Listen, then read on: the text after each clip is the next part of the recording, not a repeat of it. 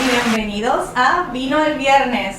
Como siempre, empezamos cada viernes celebrando, pero patrono que me escuchas, empleado que me escuchas, sé que todo el mundo tiene el interrogante de un temita, ¿verdad?, que nos trae preocupación a todos acerca de esta nueva reforma laboral. ¿Me aplica? ¿No me aplica? ¿Se fue la otra? Todas esas dudas que tenemos las vamos a estar tratando de aclarar hoy y disfrutando de un buen vinito para que comencemos el weekend y regresemos la semana que viene a trabajar todos estos asuntos laborales y patronales. Hoy le doy la bienvenida al licenciado Carlos Paula. Él es, ¿verdad?, él es el experto en esta área de temas laborales, el cual nos va a estar, ¿verdad?, ayudando a desarrollar este tema y aclarando las dudas que tienen estos empresarios y empleados de Puerto Rico. Aparte del licenciado Paula, nos acompaña el sommelier Noel Aquino de Sabia Vino y nos va a estar, ¿verdad?, ayudando a degustar unos vinitos que tenemos por aquí que son sorpresas para el próximo episodio. Así que cuando terminemos este temita complicado de leyes laborales, vamos a disfrutar y a degustar de unos buenos vinitos. Bienvenido, Carlos Paula. Muchas gracias, Yomari, por la invitación. Para nosotros siempre es un placer estar aquí compartiendo conocimiento con ustedes. Espero que este podcast sea de utilidad para todos los patronos y empresas que tienen empleados y que tienen que estar en cumplimiento ahora con esta nueva reglamentación, estas nuevas leyes. Así que esperamos que sea de utilidad y vamos a estar cubriendo algunos temitas por encimita, porque este tema de la reforma laboral y de la enmienda que sufrió con la ley número 41 del 20 de junio del 2022, es un tema que realmente en seminarios que nosotros damos nos toma 4 horas hablar de todos los temas, pero vamos por lo menos a identificarle algunos puntos importantes que usted debe conocer, cosas que cambiaron y que sepa que entonces tiene que ponerse al día para que pueda estar en cumplimiento de su empresa. Eso es correcto, ¿verdad? Lo que se llama tips, puntos clave. Empezando porque se escucha mucho en la calle. Esta ley nueva que viene, esta enmienda, que como bien dijo el licenciado, es la ley 41 que se acaba de firmar ahora en el 2022, realmente derogó lo que fue aquella reforma que volvió a todo el mundo loco en el 2017, la ley número 4 del 17. ¿Realmente esto es una derogación a esta ley o es algo que trata totalmente algo diferente? Pues mira, excelente pregunta. La realidad es que esta ley 41 lo que hizo fue que modificó, ¿verdad?, le hizo cambios a ciertas disposiciones de la ley 4 del 2017, del 26 de enero del 2017. Eso quiere decir que ciertas disposiciones de esa ley 4 fueron derogadas, pero otras disposiciones permanecieron vigentes, ¿verdad?, siguen vigentes. Y entonces por eso que hay que estar pendiente de cuáles secciones de ley permanecen vigentes, cuáles fueron modificadas. Y por encimita, pues vamos a darle ejemplo de algunas cosas. Si quieres, puedo entro en materia ya de contenido de los cambios. Sí, se puede entrar en materia. Ahora bien, lo que pasa es que mucha gente pregunta, ¿esto se firmó, no se firmó, realmente es ley? Porque se habla en la reforma laboral de estos pellizquitos en las noticias y la gente dice, no, porque eso no se ha firmado, o la Junta se puede oponer. Realmente ya es ley, esto ya entra en vigor. Pues mira, ciertamente es una ley que ya fue firmada por el gobernador, que la Asamblea Legislativa la promulgó y el gobernador la firmó. Lo que pasa es que hay una controversia que está pendiente de dilucidarse en la medida que en Puerto Rico pues tenemos un organismo federal, ¿verdad?, que es la Junta de Supervisión Fiscal, que fue creada a base de una ley federal, la ley promesa, y entonces pues esa Junta tiene como el fin principal, ¿verdad?, asegurarse de que las finanzas de Puerto Rico se manejen y se administren bien, de que se cumplan con los presupuestos. ¿Se acuerdan que Puerto Rico pues ha estado atravesando un proceso de quiebra? Y entonces pues vino esa Junta a tratar de resolver el problema fiscal de Puerto Rico, y entonces en la medida que cualquier ley que pasa a la legislatura y que firma el gobernador pudiera de alguna manera entorpecer el plan fiscal, pues la Junta de Supervisión Fiscal podría oponerse y reclamar que está en contra de los principios promulgados en esa ley federal promesa, y eso fue lo que sucedió recientemente, ¿verdad?, que esa Junta expresó que esta nueva ley 41 pues atenta contra el plan fiscal que ya está establecido. ¿Y de qué manera? Pues básicamente, si los patronos ahora tienen que conceder más días de vacaciones a sus empleados, ¿verdad?, según las disposiciones de esta nueva ley, pues por ejemplo una empresa podría decir, bueno, pues ahora yo tengo más gastos operacionales, me cuesta más el negocio porque tengo que pagar más días de vacaciones, así que lo voy a deducir en mi planilla ahora, esos costos, deja de entrar más ingresos al fisco y ya se había contado con esos ingresos. O sea, y ese tipo de argumentos son los que se están ventilando. Pero al día de hoy sigue, esa es la ley que aplica al día de hoy. ¿Verdad? En blanco y negro, o como dijimos la otra vez, en vino y queso, realmente ya es una ley que todo patrono y empleado debe conocer que les va a tocar. O sea, y entonces, para aquellos que ven los videos al principio y se despegan, para que no se despeguen de esto que vamos a discutir ahora, ¿a quién le aplica esta ley? ¿A todo el mundo? Pero déjame antes de eso, lo importante para completar la contestación a la pregunta anterior, o sea, deben saber que a menos que ocurra algo en el futuro, ¿verdad? Y para ello tendría la Junta que demandar el gobierno de Puerto Rico en el Tribunal Federal, radicar una demanda y entonces que ocurra algún tipo de cambio. Pero si eso no ocurre, que hay una demanda, que hay una sentencia del Tribunal Federal, esta ley ya está vigente. Entonces lo que hay que ver es cuándo entra en vigor. Entonces la pregunta tuya era sobre los patronos, pero déjame decir la vigencia rápidamente antes de que se nos vaya a olvidar. Claro que sí. Para la empresa privada, como regla general, pues entra en vigor 30 días después de su aprobación. O sea que ya el 20 de junio esta ley, las disposiciones de esta ley van a estar vigentes para la mayoría de las empresas. Hay una excepción que son para las microempresas y los pequeños y medianos comerciantes, los que llaman por ahí pymes. Pues para ello entra en vigor 90 días después, que sería el 18 de septiembre. Pero si usted no es una pequeña y mediana empresa, según definido en la ley, pues tiene que empezar a cumplir con todo esto a partir del 20 de julio del 2022, que es la semana que viene. Del 2020, o sea que quedan poquitos días para que aquellos patronos que sí les aplican hagan los ajustes en sus programas de nómina para que Recursos Humanos haga lo correcto, y si tiene que hacer cambios en los sistemas, pues es momento de ya comenzarlos a haber. Lo que explicó el licenciado es que aunque ya es una ley y está vigente, en el caso de que ocurra una oposición de la Junta de Control Fiscal, como quiera va a haber un proceso entre medio, ¿verdad? Que todo el mundo se debe enterar, que pudiese, ¿verdad?, detener o hacer cambios a esto, pero por el momento... Que pudiese no ocurrir también, o sea, puede que se quede todo como está y hay que estar incumpliendo porque es una ley ya aprobada. Correcto. Y entonces él le explicó que a ciertos patronos, ¿verdad?, los que son pymes y pequeñas empresas, pues pudiera tener unas excepciones a lo que es la regla general que vamos a estar hablando ahora. Exactamente. Bueno, hay muchísimas excepciones para los pymes, pero vamos a discutir algunas básicas. Pues, yo tenía una pregunta, era, ¿verdad?, si esta ley aplicaba a todo el mundo, porque, ¿verdad?, anteriormente se veía, tú le preguntabas a un empleado, o, ¿verdad?, los contratos eran bajo la vieja reforma laboral, que son los empleados que estaban, que tenían contrato desde antes del 2017, y estaban los que habían sido contratados después del 2017. ¿Esta reforma los incluye a todos o ahí sigue la división, ¿verdad?, por el tiempo en el que fueron contratados? Bueno, excelente pregunta.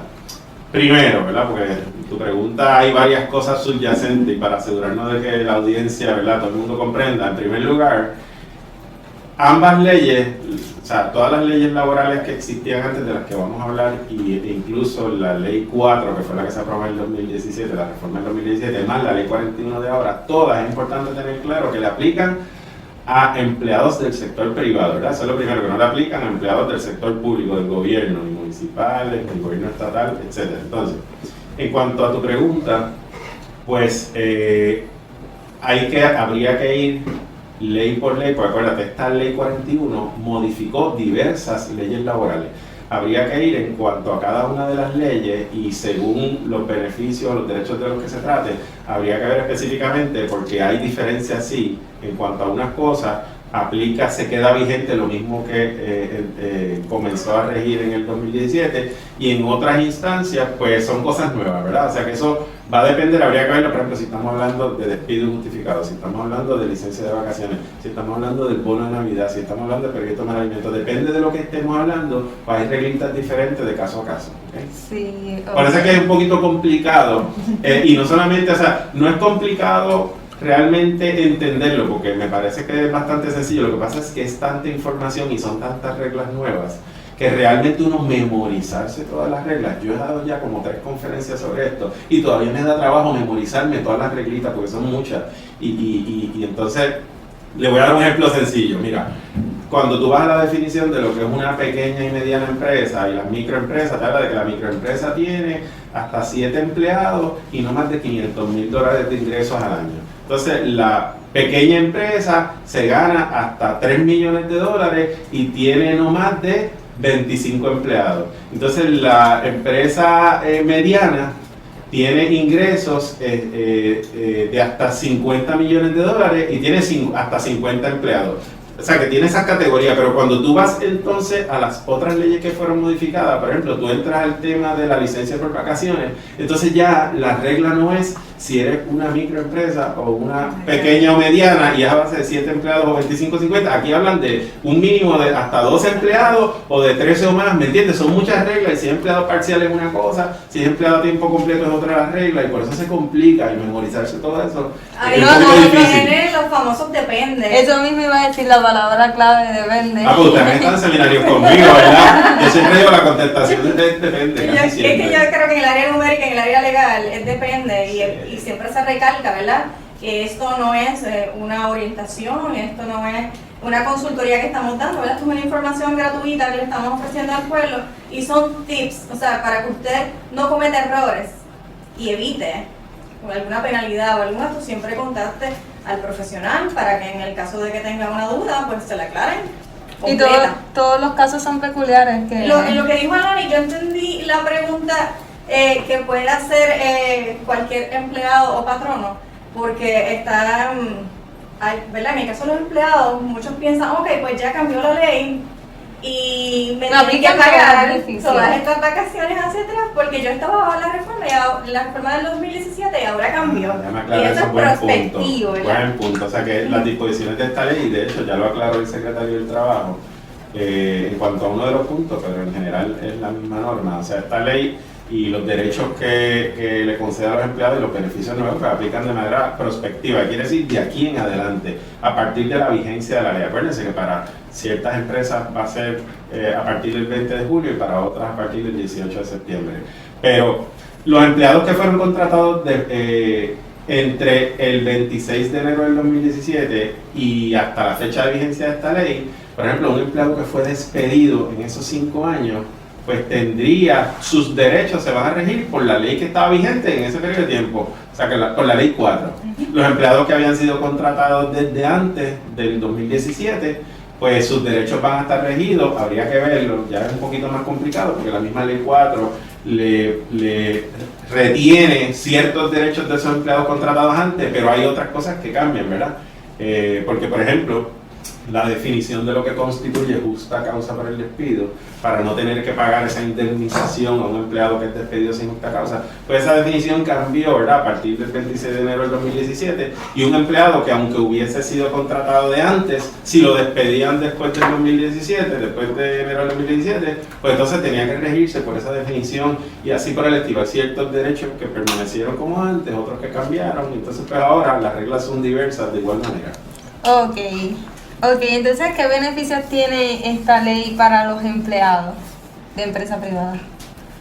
La ley 41 nueva, Ajá. bueno, tiene un montón de cosas, pero por ejemplo... En el caso de las licencias, lo más que a las personas les interesa, las vacaciones de Sí, enfermedad. por ejemplo, en primer lugar, esta ley le estableció unos derechos a acumular licencia por vacaciones y licencia por enfermedad a los empleados que trabajan a tiempo parcial, cosa que no existía antes, ¿verdad? O sea que los empleados... Antes, para tú acumular licencia por vacaciones o enfermedad, tenías que trabajar un mínimo de 115 horas. En el 2017 ese requisito subió a un mínimo de 130 horas. Ahora volvieron a bajarlo a un mínimo de 115 horas, pero le dieron un derecho adicional a los empleados a tiempo parcial que si trabajan por lo menos 20 horas a la semana y hasta un máximo de 115 horas al mes, pues entonces pueden acumular. Y entonces ahí hay una diferencia, ¿verdad? Entre empresas que son pequeñas, que tienen 12 empleados o menos, y empresas que son más grandes, que tienen 13 empleados o más, pues pueden acumular hasta un cuarto de día de licencia por vacaciones al mes, las empresas que tienen 12 empleados o menos, ¿verdad? Hasta un cuarto de día, los empleados a tiempo parcial, que trabajan un mínimo de 20 horas a la semana. Y entonces las empresas más grandes de 13 o más acumulan medio día de licencia por vacaciones al mes, siempre que trabajen ese mínimo de 20 horas. Son los empleados a tiempo parcial, los empleados a tiempo completo la ley le volvió a restituir el derecho que existía antes del 2017 de acumular 1 1/4 día de licencia por vacaciones siempre que trabaja un mínimo de 115 horas. Que en cada mes. está súper. Usualmente siempre eran los empleados que trabajaban full time que podían acumular esta licencia y ahora también los empleados A tiempo parcial. part-time. En el caso, ¿verdad?, de los empleados, es un beneficio adicional, ¿verdad? Porque los empleados part-time, si es como se conoce en la calle, ahora, ¿verdad?, van a poder acumular si cumplen con ese mínimo de horas. En el caso de las otras licencias, que es vacaciones, enfermedad, como bien explicó el licenciado, básicamente se regresa a la norma anterior de antes de la Ley 4 del 2017. Como regla general, sí. Y por ejemplo también la licencia por enfermedad pues nunca ha sufrido muchísimos cambios, ¿verdad? Porque siempre se mantuvo en 12 días al año de acumulación, ¿verdad? Un día de licencia por enfermedad siempre que el empleado trabaje el mínimo de horas establecidas. Un día por cada mes de trabajado. Antes, donde hubiera trabajado un mínimo de 130 horas, ahora vuelve el requisito es que trabaje un mínimo de 115 horas, pero si tiene un empleado que trabaja por lo menos 20 horas y queda en esa categoría de part-time, pues también acumula menos cantidad, ¿verdad? O en el caso de las pequeñas empresas, según ya definimos, un cuarto de día. Perdóname, si es por enfermedades, estamos hablando de la enfermedad en mediodía, y después si es un empleado de una empresa de más de 13, pues entonces mediodía.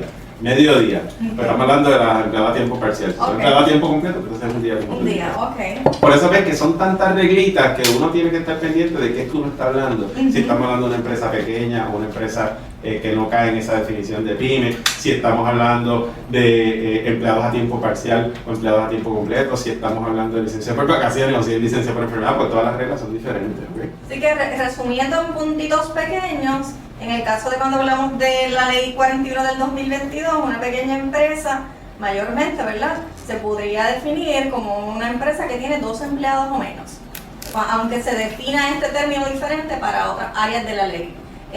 Y pues obviamente a estos patronos tienen quizás una acumulación menor que los patronos que se conocen como medianos o más grandes. Esto repercute en diferentes tipos de situaciones financieras, contables, y ahora mismo que hay una escasez. No escasez, hay escasez de conseguir empleados, porque empleados hay. Lo que pasa es que muchas empresas no pueden conseguir empleados por los beneficios que están ofreciendo. Entonces, si las microempresas y las empresas pequeñas ofrecen menos beneficios porque la ley se lo permite que una empresa mayor, hay una, ¿verdad?, disparidad entre lo que es el microempresario y el grande, porque a dónde se va a querer ir a trabajar el empleado, quizás donde reciba más beneficios, y el microempresario tiene que competir con las grandes empresas para poder retener ese talento que están buscando. Ok, y continuando, ¿verdad?, hablando de beneficios, ¿qué beneficios tenemos con el bono de Navidad? ¿Qué cambia? Ahora sí voy a cualificar. Cuéntame. Pues bien, pues fíjate, un cambio importante que hubo con la reforma laboral del 2017, el principio era, ¿verdad? Yo estuve envuelto en esa época activamente cuando se estuvo pasando esa ley, y recuerdo que el propósito era aumentar el número de horas requeridas para que un empleado pudiese acumular para recibir el bono de Navidad, pero entonces el argumento era que en vez de 700 horas al año, o sea, tienes que haber trabajado un mínimo de 700 horas entre el 1 de octubre del año anterior y el 30 de septiembre del año en que paga el bono, tienes que haber trabajado un mínimo de 700 horas, las vamos a subir a 1.350 horas. ¿Para qué? Para que las compañías bien grandes, las cadenas multinacionales, puedan concederle a los empleados más horas de trabajo, esos empleados part-time le den más horas, sin tener el temor de que entonces empiezan a acumular licencia de vacaciones, licencia por enfermedad y otros beneficios. Entonces pues subieron ese requisito de horas, pero es para que le decían, te estamos poniendo un requisito más estricto para coger el bono, pero por otro lado te estamos dando más dinero en horas de trabajo, te van a poder dar más horas. Entonces ahora esta ley lo que hizo fue que revirtió eso. Entonces pues ahora volvieron a establecer como requisito trabajar 700 horas si eres una empresa regular. Las pequeñas y medianas empresas entonces tienen un requisito de que el empleado trabaje 900 horas. Y entonces pues ahí hubo unos cambios también en los bonos, pues, dependiendo de si la empresa es pequeña o grande, pues entonces puede pagar hasta el 3%, hasta un máximo salarial de $10,000, que es un bono de $300. si la persona por lo menos en el año se ganó $10,000, o lo que estaba antes del 2017, que era el 6%, hasta un máximo salarial de $10,000, que son los $600 de bono. O sea que hay una diferencia entre pequeños y comercios y empresas más pequeñas o las que tienen una mayor cantidad de empleados. Que en resumen, ¿verdad? Redujeron las horas que hay que Requeridas. trabajar en el año para cualificar para el bono de Navidad. Sí, el periodo del bono es importante recalcar que corre diferente al año natural. O sea, a veces un empleado dice, no, porque yo llevo más de 6 meses. El periodo del bono comienza a medir las horas empezando en octubre y terminando en septiembre. Ese es lo que se llama el año fiscal del bono. Y lo que hizo esta nueva reforma bajo la ley 41 fue que redujo la cantidad de horas necesarias o requeridas para que ese empleado pudiese, ¿verdad?, cualificar para poder recibir el bono de Navidad. Exactamente.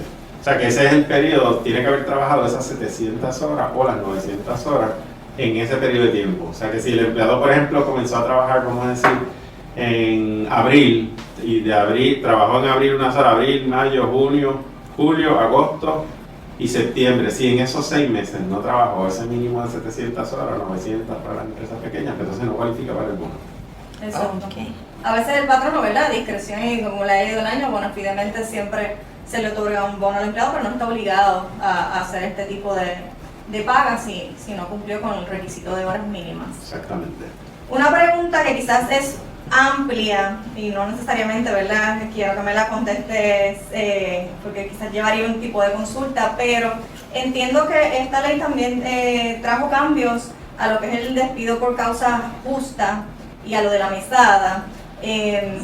Quisiera que me hablaras un poquito de eso en cuestión al patrono, ¿verdad?, porque hay muchos patronos específicamente en el área de microempresas que no cuentan con personal de recursos humanos, que nunca han tenido la necesidad o más bien el cuidado de tener este tipo de consultoría legal, un asesor legal, alguien de recursos humanos in-house o contratado. ¿Qué cuidados debe tener un patrono a la hora de despedir un empleado, ¿verdad?, que se encuentre una causa justa para hacerlo? Esta pregunta me coge 2 horas contestarla. ¿Qué cuidados debe tener? Pero vamos a ver la sobresimplificación, ¿verdad?, de la respuesta. Pues mira, en primer lugar, recuérdense que hay una ley en Puerto Rico que reglamenta ciertos aspectos de la contratación y del despido de los empleados, que es la ley 80 del 30 de mayo del 76, según ha sido enmendada en múltiples ocasiones. Esa ley, pues, en esencia dice que si usted despide a un empleado, si lo despide sin justa causa, pues entonces tiene la obligación de pagarle una indemnización que se calcula a base de una fórmula establecida en la ley, que considera años de servicio y el salario más alto devengado por el empleado en los últimos 3 años, era la reglita, ¿verdad?, hasta el 2017. En el 2017 sufrió unos cambios y ahora volvió a sufrir cambios. Entonces, ¿qué cambios en esencia trajo esta ley 41 ahora? Pues número 1, cambió el esquema de compensación de la indemnización que hay que pagarle a un empleado que fue despedido sin justa causa. Previamente, antes del 2017, habían 3 categorías, ¿verdad?, de años de servicio a base de los cuales se pagaba esa indemnización que típicamente se le llama por ahí la mesada, ¿verdad? Todo el mundo le llama la mesada. O sea, era si el empleado trabajaba de 0 a 5, si tenía de 0 a 5 años de servicio, había una compensación. Si tenía de 5 a 15 años de servicio, otra compensación. O si tenía 15 o más años de servicio. La ley 4 del 2017 lo cambió, entonces quitó las 2 categorías de los extremos y dejó la del medio. Básicamente le concedió una mesada de 3 meses de salario por cada año de servicio completado, más 2 semanas de salario por cada, 3 meses de salario, no por cada año, 3 meses de salario más 2 semanas de salario por cada año de servicio completado, para los empleados que fueran despedidos sin justa causa. Ahora, con la ley 41, hicieron un híbrido, volvieron a restablecer parte de lo que había, del esquema que había antes del 2017, pero modificado. Ahora hay 2 categorías en vez de haber 3. Y ahora la mesada se paga si el empleado trabaja de 0 a 15 años de servicio. Si tiene de 0 a 15 años de servicio y es despedido sin justa causa, pues entonces ahora la ley dice que se le van a pagar 3 meses de salario más 2 semanas por cada año de servicio completado. O sea que mantuvieron lo mismo que estaba en estos pasados 5 años con la ley 4, pero le añadieron entonces que si la persona llega a los 15 años de servicio, entonces tiene derecho a cobrar lo que estaba vigente antes, que eran los 6 meses de salario en vez de 3, más 3 semanas por cada año de servicio en vez de 2. Y entonces encima de eso le quitaron la limitación, el límite que estableció la ley 4 de que la mesada nunca podía exceder de 9 meses de salario. Ahora no hay ese límite, o sea que un empleado que tenga 20 años de servicio y es despedido sin justa causa, pues posiblemente su mesada va a ser de más de año y medio de salario, porque siempre en mis cálculos yo he hecho ese cálculo así por encimita. Hay un empleado que tiene 15 años de servicio, la mesada es usualmente como año y medio de salario. Sí, que se puede ir de crucero un año sin trabajar. Por eso que volvieron a restablecer esos derechos. Entonces también otro cambio importante que hizo es en la definición de lo que es la justa causa para el despido. Acuérdense que hay dos tipos de causa justificada. Una causa justificada por la conducta del empleado. Yo, empresa, estoy despidiendo al empleado por algo que él hizo o dejó de hacer porque tiene un patrón de conducta impropia, una actitud negligente hacia el trabajo, una violación reiterada de las normas de la empresa, ¿verdad? Esas definiciones se volvieron a restablecer. El otro tipo de causa justificada es la que tiene que ver con razones económicas o operacionales, cuando ocurre un cierre total, temporal o parcial de la operación del negocio, cuando se implementan cambios tecnológicos de reorganización, cuando el patrono elimina un puesto, ya yo no necesito un director de ventas y lo despide, pero la ley dice que eso está justificado. O cuando la empresa sufre una disminución anticipada o prevaleciente del volumen de ganancias, venta o producción, dice la ley. Esas son las razones económicas o operacionales versus las razones atribuibles al empleado. Pues hubo cambios en las definiciones de las razones atribuibles al empleado, porque la ley 4 introdujo un montón de lenguaje que era beneficioso para el patrono. Por ejemplo, decía que el patrono podía despedir a un empleado por justa causa si era que estaba buscando tener una mayor competitividad, por ejemplo. Esa palabrita se la quitaron. O si habían issues de seguridad, le quitaron esa palabrería. Hay unas palabras que le había incluido a la ley 4 que le permitían a la empresa despedir por justa causa, solamente demostrando que se cumple eso que dice ahí en la ley. Mientras que ahora, al eliminarle ese lenguaje, no quiere decir que no se puede justificar el despido por esas razones, pero entonces ahora el patrono tiene que demostrar eso y probar que, por ejemplo, el tema de la competitividad a la luz del desempeño del empleado cumple con esas definiciones de que él incurrió en un patrón de conducta impropia. Así porque, por ejemplo, mire, tribunal, es que este empleado se pasa cometiendo errores, me rompe herramientas, me llega tarde, entonces al llegar tarde yo no puedo producir lo que yo fabrico y estoy siendo menos competitivo, pero tengo que probar el patrón de conducta impropia o la actitud negligente hacia el trabajo en violación de las normas de calidad de los productos y servicios que ofrece o maneja el establecimiento, o tengo que probar la actitud negligente o la violación reiterada de las normas. O sea que se puede probar, pero ya no tiene el patrón la asistencia de ese lenguaje que estaba ahí en la ley con las disposiciones de la ley 4, y en ese sentido pues es un beneficio para los empleados. Se le hace un poquito más complicado al patrono probar la justa causa. Bueno, es que siempre se habla de que eso documente, ¿verdad? Aunque no toda prueba se puede justificar mediante una documentación, pero esta gente que está trabajando y abriendo negocios ahora mismo pues debe saber que para usted poder defenderse necesita una buena documentación y quizás un profesional laboral o de recursos humanos al lado. Voy a aprovechar una última pregunta que va ligada a lo que es la licencia, que entiendo que no sufrió cambios con la reforma, y me la hacen muchos clientes, y es que muchos de los clientes que nosotros tenemos, los empleados cobran comisiones y el patrono, o por desconocimiento, ¿verdad?, que no lo exime del cumplimiento, cuando va a pagar este tipo de licencias de vacaciones y enfermedad, le paga al rate normal que estipula el contrato, que a veces es el mínimo o un poquito más. Y estas comisiones que cobra el empleado durante el año no se incluyen en el rate de vacaciones o enfermedad, y ese empleado a lo mejor está acostumbrado a ganarse $4,000, $5,000, $6,000 al mes, y cuando se va de vacaciones recibe un cheque de $600. ¿Es correcto que las comisiones entran en el cálculo de vacaciones y enfermedad para estos empleados que cobran comisiones? Excelente pregunta, pero vamos a ver, mira. La ley dice Suspiraste. que... Sí, a ver cómo puedo explicarlo de forma sencilla y breve, ¿verdad? Pero la ley dispone que el bono de Navidad, las licencias que son con paga, parece que hay unas licencias que son sin paga de parte del patrón y unas licencias que son con paga. La licencia por vacaciones y la licencia por enfermedad son algunas de las que son con paga. Al igual que, por ejemplo, el cálculo de la mesada.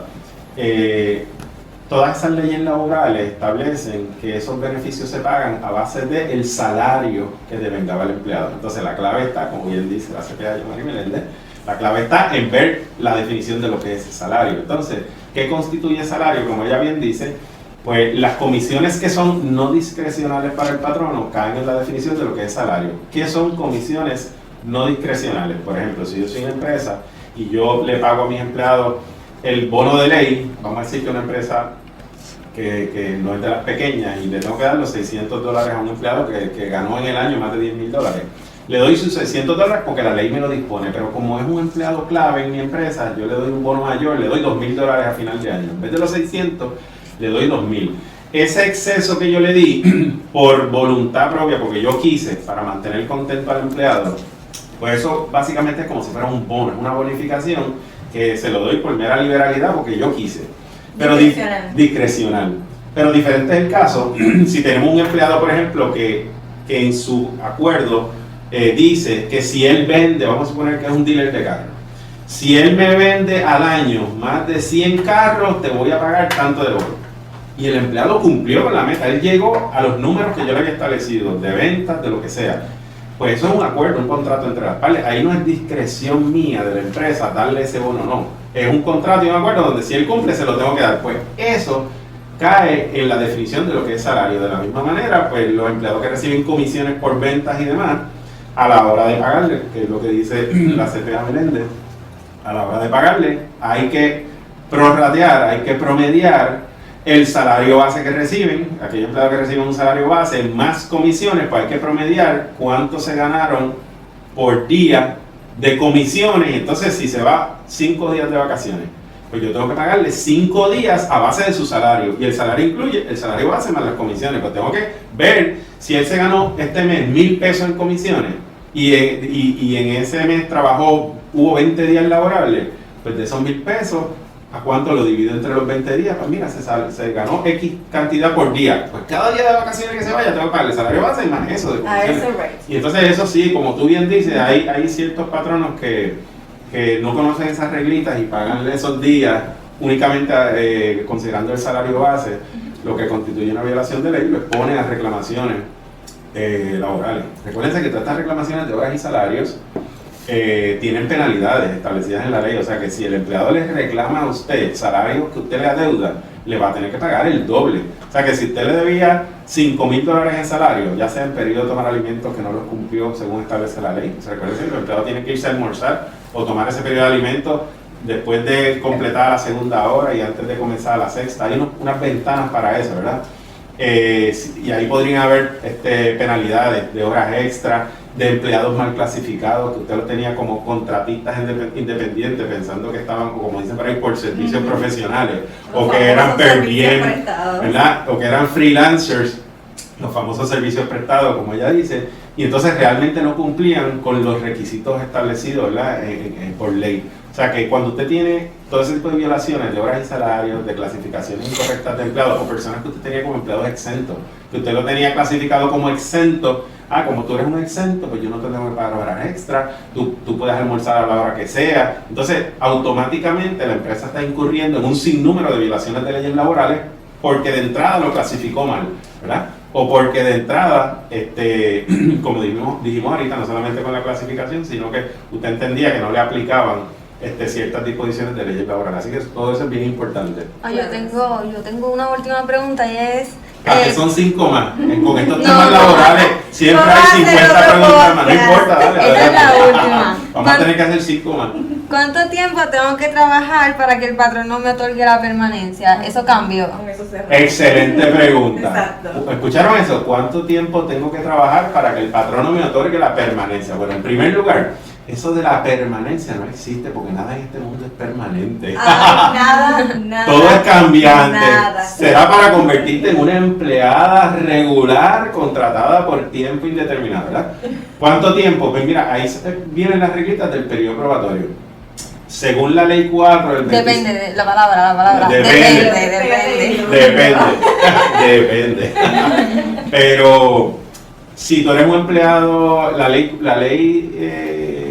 4 del 2017 estableció un periodo probatorio para beneficiar a los patronos, ¿verdad? Para que tuvieran más tiempo para evaluar si un empleado realmente cumple con todos los requisitos del puesto. Entonces, un empleado no exento, tendremos que entrar, espero que toda la audiencia conozca, pero deberían saber lo que es un empleado exento y uno no exento, ¿verdad? Los exentos son los administradores, ejecutivos profesionales y ciertos otros empleados que están en las definiciones de los reglamentos aplicables. Y hay que cumplir con esas definiciones, ¿verdad? Para ser un profesional o un ejecutivo que supervisa a 2 o más empleados, que tiene autoridad para despedirlo, contratarle, para tomar decisiones que afectan sus términos, condiciones de empleo, etcétera, ¿verdad? Depende. Lo que es un administrador. Entonces, la regla es, un empleado no exento, la ley 4 había establecido, la del 2017, que ahora un patrono automáticamente, desde que lo contrataba, sin necesidad de firmar un contrato de periodo probatorio, como era el requisito antes, meramente por contratarlo, ya la ley decía que estaba sujeto a un periodo probatorio de 9 meses. Un empleado no exento. Un empleado exento automáticamente estaba sujeto a un periodo probatorio de 12 meses. Ahora la ley 41 cambió eso y lo volvió a revertir a un periodo de 90 días. Dice que son 3 meses, pero el Código Civil dice que cuando en las leyes especiales se hable de meses, se entenderá que los meses son de 30 días. Así que como dice 3 meses, son 3 meses de a 30 días, son 90 días, igual que era antes. El periodo probatorio es de 3 meses, pero establecieron algo nuevo que dice que el patrono podrá extender ese periodo hasta un máximo de 6 meses, de 180 días, con una mera notificación al secretario del Trabajo, indicando las razones por las cuales requiere extender el periodo. O sea, podría el patrono decir, mira, yo en estos 3 meses, el empleado se enfermó unos días, o yo no he podido evaluar bien las ejecutorias de él, porque una máquina que hacía falta, que él opera, no había llegado, llegó tarde, pues necesito extenderlo para ver si realmente él me sirve para ese puesto. Pues con meramente notificarle eso al Departamento del Trabajo, ya el periodo probatorio se extiende, que yo en los seminarios que doy hablo de eso en detalle, porque me parece que hacen falta una guía, o sea, con meramente decirle al secretario, mira, le voy a extender a 6 meses, y la razón es esta, ya, según la ley, ¿verdad? A menos que venga un reglamento que dé una guía. Pero es hasta 6 meses. Es hasta 6 meses, ya no son 9 ni son 12 para los exentos. Es que de verdad hay cajitas de sorpresa y a veces un periodo de 90 días es bien poquito para evaluar al empleado, pero nada, es como nada es permanente, siempre cuando uno lo pueda documentar y ver hasta dónde lo pueda llevar. Estoy de acuerdo porque yo pienso que 3 meses es muy poco, o sea, trato de mirarlo objetivamente desde los zapatos del empleado y desde los zapatos del patrono y realmente todos sabemos cómo es la cultura y la psicología humana, o sea, en los primeros 90 días el empleado nunca va a llegar tarde, se va a portar bien y después que ya se convierte, ¿cómo fue que tú dijiste? Permanente. Después que se convierte en empleado regular, entonces cambia, o sea, y realmente pues nunca va a haber forma de uno saber, porque imagínate, hasta los seres humanos todos, o sea, la gente después de 30 años de casado se divorcia. O sea, yo siempre digo que uno no termina de conocerse ni siquiera uno mismo hasta que se muere, ¿verdad? O sea, que no hay forma de saber. Dicen que la gente tú las llegas a conocer realmente en los divorcios y en los funerales. ¿Verdad? Dicen eso.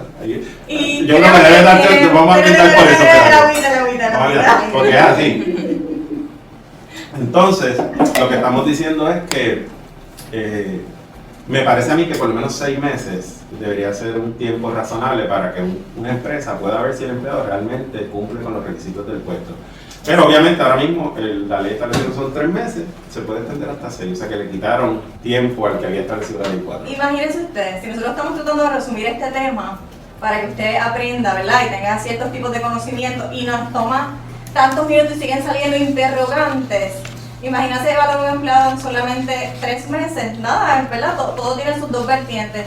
Hemos tocado diferentes temas aquí que no necesariamente involucran lo que es la reforma laboral, o sea, hay términos de servicios prestados, hay términos de mesada, hay términos de empleado exento, no exento, lo cual usted debe darse cuenta al escuchar este tipo de temas, que usted necesita aprender más, que quizás tiene que recurrir no solo a un video de YouTube, usted tiene que recurrir a la persona que realmente le pueda ayudar en este cierto tipo de complicaciones, de casos legales, de poder saber cuándo necesito empleados, contratarlos correctamente y llevar su negocio, ¿verdad?, a lo que está de moda ahora, a lo que dicen el próximo nivel. Oye, pero llévelo de una manera correcta, de una buena práctica. Para eso, ¿verdad?, el licenciado, ¿dónde lo pueden contactar? Yo sé que hay un seminario que va a estar dando más adelante que incluye este tema en muchas horas. ¿Dónde lo pueden contactar? Pues gracias. Siempre le decimos a las personas que deben consultar al profesional de su confianza, porque no hay nadie mejor que la persona que uno conoce, en la que uno confía. Obviamente es importante uno estar seguro de que es una persona conocedora, ¿verdad?, del derecho laboral que aplica en Puerto Rico, como hemos visto, el derecho laboral pues, o sea, es un área bastante, no quiero decir que es compleja, pero son más de 100 leyes que aplican en Puerto Rico. Entonces, pues usted le consulta al abogado laboral de su confianza. Si usted no tiene uno, pues nosotros con gusto podemos apoyarle. Mi nombre es Carlos R. Paula y nuestra oficina se llama Legal Counsel. Somos abogados laborales que representamos a patronos exclusivamente, o sea, lo que hacemos en el derecho laboral es nuestro trabajo. ¿Y dónde nos consiguen? Pues el número de oficina 758-1400. Pero si nos busca en Google, pone Carlos R. Paula, aparece por ahí por todos lados. Claro que sí, anyway, en nuestro video vamos a dejar los enlaces para que puedan ver los seminarios, ¿verdad?, que su bufete ofrece, y estaremos en contacto aquí. Vamos a tratar de tenerlo más en las redes para que tenga más exposición y nos diga un poquito más sus eslogan de depende también. Yo encantado, así que cada vez que me inviten vengo por aquí, agradecido. No se desconecten, seguido a este video tenemos la cata con el sommelier de Sabe a Vino, Noel Aquino, el cual nos va a estar degustando y explicándonos un poquito más de vino. Así que todos los viernes los esperamos con su vino en mano. Cada viernes es Vino el Viernes. ¡Salud! Él tiene agüita, pero vamos a terminar con ella. Síguenos en todas nuestras redes sociales. Vino el Viernes PR, CPA Yomari Meléndez, Planillas PR.